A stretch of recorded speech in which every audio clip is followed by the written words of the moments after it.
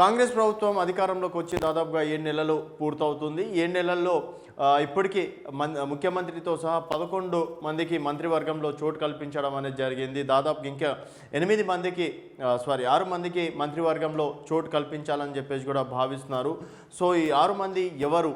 So 6 మందికి ఒకటేసారి ఇస్తారా, లేకపోతే మొదటగా 4గురికి మంత్రివర్గంలో చోటు కల్పించాలని చెప్పేసి కూడా భావిస్తున్నారు. సో ఇప్పటికీ విద్యాశాఖ మంత్రి లేని సర్కార్గా రేవంత్ సర్కార్ అని చెప్పేసి ఇటు బీజేపీ కావచ్చు, బీఆర్ఎస్ కూడా విమర్శిస్తుంది.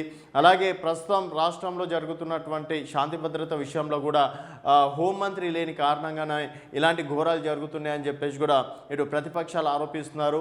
అందుకని వెంటనే విద్యాశాఖ మంత్రి కావచ్చు, హోంశాఖ మంత్రి కూడా వెంటనే అంటే మంత్రి పదవులు ఇవ్వాలని చెప్పేసి కూడా రేవంత్ సర్కార్ నిర్ణయించుకుంది. సో ప్రస్తుతానికి మాత్రం విద్యాశాఖ మంత్రి కావచ్చు, హోంశాఖ కూడా ఇటు సీఎం చేతిలో రేవంత్ రెడ్డి గారి దగ్గరనే ఉన్నాయి కాబట్టి సో త్వరలో ఒక 4గురికి మొదటగా మంత్రివర్గంలో చోటు కల్పించాలి. మిగిలిన వారికి తర్వాత అంటే ఎందుకంటే టీఆర్ఎస్ ఎమ్మెల్యేలు కూడా రాబోతున్నారని చెప్పేసి కూడా ఒక చర్చ నడుస్తుంది కాబట్టి తర్వాత అన్ని విషయాల్లో ఆచితూచి అడుగులేసి తర్వాత మిగిలిన మంత్రి పదవులని ఫిలప్ చేయాలని చెప్పేసి కూడా భావిస్తుంది. సో ప్రస్తుతం ఎవరెవరు లీడ్లో ఉన్నారు అనేది ఒకసారి చూసుకున్నట్టయితే సో ప్రస్తుతం మాత్రం ఇక్కడ నిజామాబాద్ నుంచి మాత్రం ప్రస్తుతం ఎవరికి కూడా మంత్రివర్గంలో చోటు లేదు. అలాగే ఆదిలాబాద్ నుంచి కూడా ప్రస్తుతం ఇక్కడ కూడా ఎవరికి చోటు లేదు. అలాగే హైదరాబాద్ కావచ్చు, హైదరాబాద్లో ఒక్కరు కూడా కాంగ్రెస్ పార్టీ నుంచి గెలవలేరు. తర్వాత దానం నాగేందర్ హైదరాబాద్ నుంచి రావడం అనేది జరిగింది. సో దానం నాగేందర్ మాత్రం ప్రస్తుతం కాంగ్రెస్ నుంచి ప్రాతినిధ్యం వహిస్తున్నారని చెప్పేసి కూడా చెప్పుకోవచ్చు. అలాగే ఉమ్మడి రంగారెడ్డి నుంచి కూడా ఒకరికి అవకాశం ఇవ్వాలని చెప్పేసి కూడా భావిస్తున్నట్టు కూడా తెలుస్తుంది. సో మొదటగా ఈ 3 అలాగే హైదరాబాద్ ఈ 4 జిల్లాలకు కలిపి ఒక అంటే 4గురికి మంత్రి పదవులు ఇవ్వాలని చెప్పేసి కూడా రేవంత్ సర్కార్ కసరత్తు చేస్తున్నట్టు కూడా తెలుస్తుంది. ఇంకా మహబూబ్నగర్ విషయానికి వస్తే మహబూబ్నగర్లో ప్రస్తుతం 2కి మంత్రి పదవులు ఉన్నాయి. అందులో ఒకటి సీఎం రేవంత్ రెడ్డి గారు, అలాగే జూపల్లి కృష్ణారావు గారు. అలాగే నల్గొండ నుంచి చూసుకున్నట్టయితే ఇక్కడ కూడా 2 మంత్రి పదవులు అనేది ఉన్నాయి. ఒకటి ఉత్తమ్ కుమార్ రెడ్డి గారు, అలాగే కోమటిరెడ్డి వెంకటరెడ్డి గారు. సో ఇక్కడ కూడా 2 పదవులు ఉన్నాయి. అలాగే వరంగల్ చూసుకున్నట్టయితే వరంగల్లో కూడా 2కి మంత్రి పదవులు ఉన్నాయి.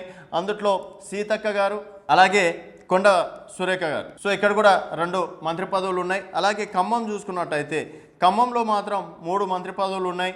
ఒకటి డిప్యూటీ సీఎం మల్లు భట్టి విక్రమార్క గారు, అలాగే పొంగులేటి శ్రీనివాసరెడ్డి గారు, తుమ్మల నాగేశ్వర్. సో ఇక్కడ 3 మంత్రి పదవులు అనేది ఉన్నాయి. మిగిలిన ఆదిలాబాద్ కావచ్చు, నిజామాబాద్లో ఇప్పటివరకు ఒక్క మంత్రి పదవి కూడా లేదు. అదొకటి అంటే ఆ జిల్లాల వారిగా ఇస్తే మాత్రం డెఫినెట్గా అవకాశం ఉండే అంటే కాంగ్రెస్ ఇంకా బలంగా ఉండే అవకాశం ఉందని చెప్పేసి కూడా అంటున్నారు. సో నిజామాబాద్ నుంచి 2 మంత్రి పదవులు ఆశిస్తున్నారు. ఒకటి మదన్ మోహన్ రెడ్డి, అలాగే పెద్ది సుదర్శన్ రెడ్డి. సో 2 రెడ్డి సామాజిక వర్గానికి చెందిన నేతలు. అలాగే మైనార్టీలో కూడా ఇప్పటివరకు మంత్రి పదవులు ఎవరికి కూడా లేవు కాబట్టి ఎవరు కూడా గెలవలేదు. ఫస్ట్ ఆఫ్ ఆల్ అక్కడ ఫిరోజ్ ఖాన్ నాంపల్లి నుంచి కూడా గెలవలేకపోయారు. తర్వాత షబీర్ అలీ గారు ప్రస్తుతం ప్రభుత్వ సలహాదారుగా ఉన్నారు. సో వారు కూడా మంత్రి పదవి రేస్లో ఉన్నారు. సో మొత్తం నిజామాబాద్ నుంచి 3 మాత్రం మంత్రి పదవి రేస్లో ఉన్నారని చెప్పేసి కూడా చెప్పుకోవచ్చు. ఆదిలాబాద్ నుంచి ఆదిలాబాద్ నుంచి ప్రేమ్ సాగర్ రావు పేరు ప్రధానంగా వినిపిస్తుంది ఆదిలాబాద్ నుంచి. అలాగే నిజామాబాద్ నుంచి పెద్ది సుదర్శన్ రెడ్డి, అలాగే మదన్ మోహన్ 2 పేర్లు కూడా బలంగా వినిపిస్తున్నాయి. హైదరాబాద్ విషయానికి వస్తే దానం నాగేందర్కి అవకాశం ఉంటుందని చెప్పేసి కూడా చెప్పుకోవచ్చు. అలాగే రంగారెడ్డికి సంబంధించి వస్తే రంగారెడ్డిలో ఇప్పటికీ స్పీకర్ గడ్డం ప్రసాద్ గారు ఉన్నారు. అలాగే రంగారెడ్డి నుంచి కూడా 2 పేర్లు కూడా ప్రధానంగా వినిపిస్తుంది.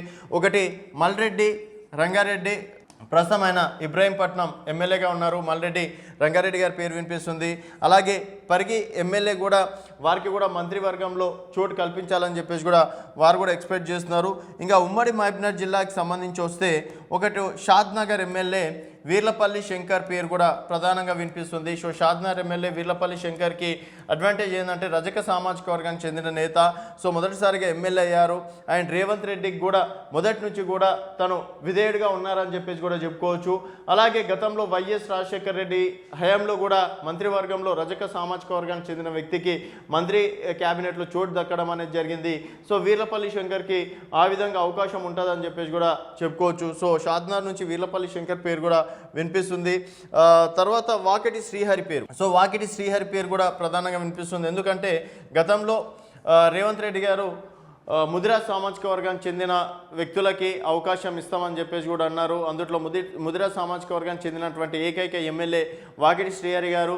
సో ప్రస్తుతం ఆయన మక్తల్ నుంచి గెలవడం అనేది జరిగింది, మొదటిసారిగా గెలిచారు. సో వాకిటి శ్రీహరికి మంత్రివర్గంలో చోటు కల్పించే అవకాశాలు ఉన్నాయని చెప్పేసి కూడా అంటే కొంతమేరకు వార్తలు అయితే రావడం అనేది జరుగుతుంది. ఇక్కడ వీర్లపల్లి శంకర్కి ఇచ్చిన సామాజిక వర్గానికి రజక సామాజిక వర్గానికి ఒక రకంగా న్యాయం చేకూర్చినట్టు అవుతుంది.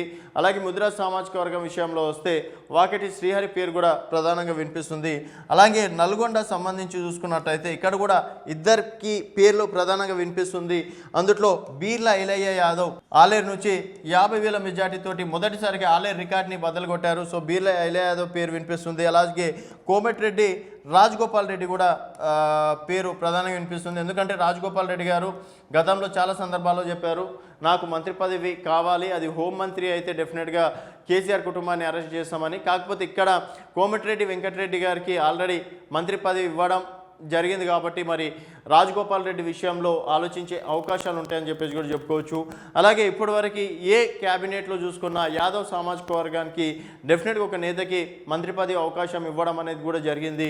అలాగే బీర్ల ఐలయ్య కూడా మొదటి నుంచి ఇటు కోమటిరెడ్డి బ్రదర్స్ కావచ్చు, ఇటు రేవంత్ రెడ్డికి కూడా విధేయుడుగా ఉన్నారు.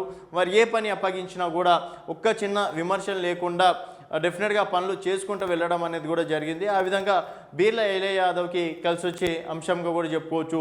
సో మొట్టమొదటిగా ఈసారి మరి 6 మందికి ఒకటేసారి తీసుకుంటారా, లేకపోతే 4గురికి తీసుకుంటారా, మిగిలిన 2 బాధ్యతలు అనేది బీఆర్ఎస్ నుంచి వచ్చే ఎమ్మెల్యేలకి ఎవరికైనా హామీ ఇస్తారా అనేది వేచి చూడాల్సిన విషయం. సో డెఫినెట్గా మరి కాంగ్రెస్ ప్రభుత్వం ఏ సామాజిక వర్గం వారికి మంత్రి పదవులు కేటాయిస్తే డెఫినెట్గా కాంగ్రెస్ ప్రభుత్వ ఖ్యాతి అనేది పెరుగుతుంది అండ్ మరో 5 సంవత్సరాలు కూడా అధికారంలోకి వచ్చే అవకాశం ఉంటుందనేది మీ అభిప్రాయాల కింద కామెంట్ రూపంలో తెలియజేయండి.